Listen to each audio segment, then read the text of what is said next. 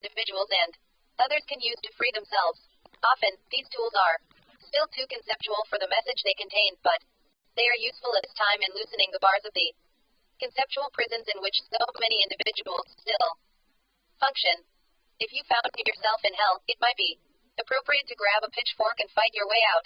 In a sense, this is the nature of our conceptual work. Once out of hell, you would no doubt set the pitchfork aside. The concepts that we are providing at this time are strictly transitional, to be used only until such time as you no longer need them. Their ultimate purpose is the dissolution of subjective thinking. We give them freely to assist your race in releasing itself from the spell of fear and reason. Reason is a beautiful and useful process when it springs from the right premise.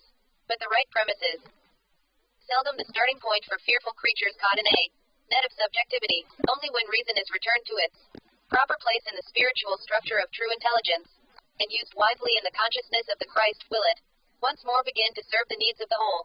There is only one spirit, but no limit to the number of forms through which this spirit can express.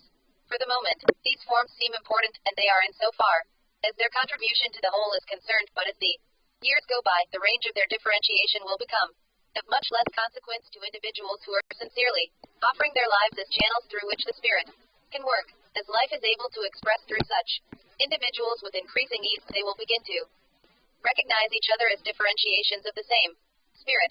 Such individuals could be compared to conscious nerve endings of God and matter, channeling the light flow of Christ awareness into each and every cell of the planetary being.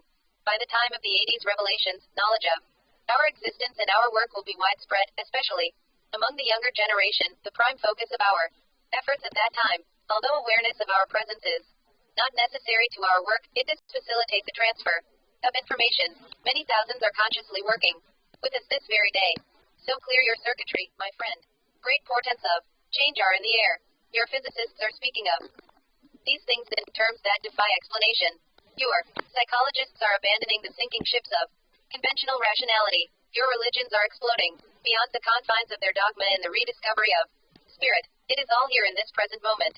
Open your mind to possibility. Open your eyes and see what is around you. There is a new vibrational pattern descending upon your planet. Tune into it and learn an effective way of dealing with the closing years of history. You are being offered an opportunity to enter a new reality. It is already here for those with eyes to see. Soon, it will be the only reality to be seen. Those who tune into the new frequencies will find life growing more wonders every day. Those who tune in fear will find things falling apart. Two worlds of consciousness will begin to form ever more distinctly. The world of love and life, and the world of fear and death.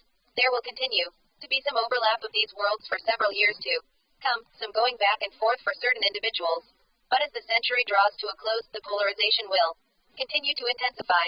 The moment of birth will also be the moment of last judgment, the moment of final separation. There will be better times for some and worse for others, depending on their orientation and involvement.